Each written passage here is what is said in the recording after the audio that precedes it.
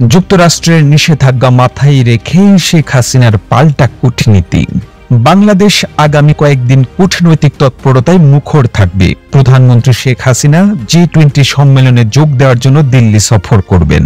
দিল্লিতে তিনি বিভিন্ন বিশ্ব ব্যক্তিত্বের সাথে আলাপ করবেন, কথা বলবেন এবং এখানে বাংলাদেশের অবস্থান তিনি তুলে ধরবেন। G20 মঞ্চে গ্লোবাল সাউথের কণ্ঠস্বর হবেন প্রধানমন্ত্রী শেখ হাসিনা। এই G20 সম্মেলন উপলক্ষে 8 সেপ্টেম্বর প্রধানমন্ত্রী শেখ হাসিনার সঙ্গে ভারতের প্রধানমন্ত্রী নরেন্দ্র মোদীর আনুষ্ঠানিক বৈঠক হওয়ার কথা রয়েছে।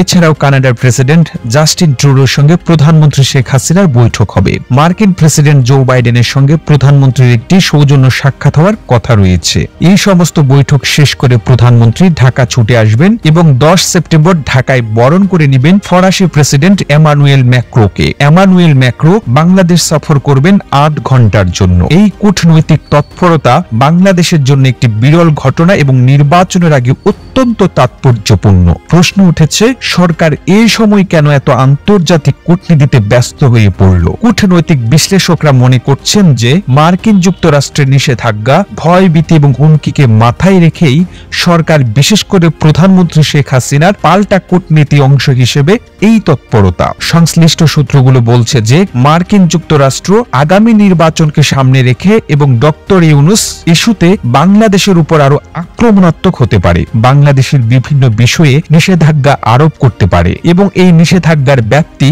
বহুদূর পর্যন্ত বিস্তৃত হতে পারে। মার্কিন যুক্তরাষ্ট্র এই ব্যাপারে কোনো রাখঢাক রাখছে না। এতদিন বাংলাদেশে অবাধ, সুষ্ঠু, নিরপেক্ষ নির্বাচনের ব্যাপারে মার্কিন যুক্তরাষ্ট্র কথা বলেছে, যে কোনো মূল্যে অংশগ্রহণমূলক নির্বাচন হবে এই আশাবাদ ব্যক্ত করেছে, এজন্য বাংলাদেশকে চাপ দিয়েছে। এবার এর সঙ্গে যুক্ত হয়েছে doctor Mohammad Yunus issue. Doctor Mohammad ইউনূসের বিচারিক কার্যক্রম ক্রমশ উত্তপ্ত হয়ে উঠেছে। সামনের দিনগুলোতে এই বিচারিক কার্যক্রম দিয়ে মার্কিন যুক্তরাষ্ট্র বিচার বিভাগের একাধিক কর্মকর্তা, দুর্নীতি দমন কমিশনে তদন্তে দায়িত্বে থাকা একাধিক কর্মকর্তা এবং সরকারের বিভিন্ন প্রতিষ্ঠানের উপর নিষেধাজ্ঞা আরোপ করতে পারে এমন ধারণা পাওয়া যাচ্ছে। সরকারের কাছে এই খবর রয়েছে। এছাড়াও সরকারের একাধিক ব্যক্তি এবং প্রতিষ্ঠানের বিরুদ্ধেও মার্কিন যুক্তরাষ্ট্র ভিসা নিষেধাজ্ঞা আরোপ করতে পারে। ভিসা নিষেধাজ্ঞায় একমাত্র বিষয় না, মার্কিন যুক্তরাষ্ট্র বাংলাদেশে অন্য ধরনের চাপও প্রয়োগ করতে পারে।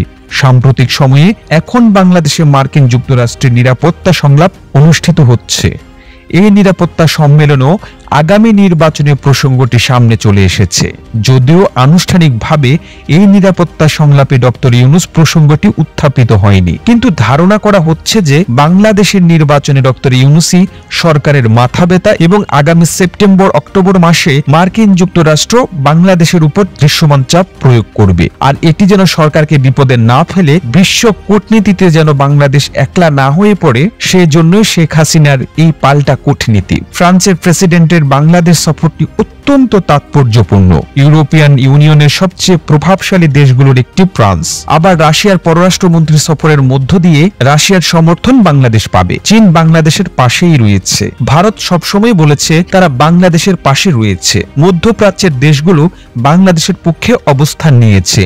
ফলে বিশ্ব কূটনীতিতে মার্কিন চাপ মোকাবিলার জন্য বাংলাদেশের পাল্টা প্রস্তুতি এখন যথেষ্ট। এখন দেখার বিষয় যে কূটনীতি খেলায় শেষ পর্যন্ত কে জয়ী হয়। এই প্রতিবেদন তৈরিতে তথ্য ও উপাত্তের সাহায্য নেওয়া হয়েছে জাতীয় গণমাধ্যম বাংলা ইনসাইডার থেকে। আর এতক্ষণ আপনারা সঙ্গে ছিলেন বিশ্ব বাংলার। এভাবেই সঙ্গে থাকুন, আমরা তো ফিরছি নতুন নতুন প্রতিবেদন নিয়ে। একই সাথে আপনি যদি বিশ্ব বাংলার পেজটিকে ফলো দিয়ে না থেকে থাকেন, এখনই ফলো করুন। ধন্যবাদ।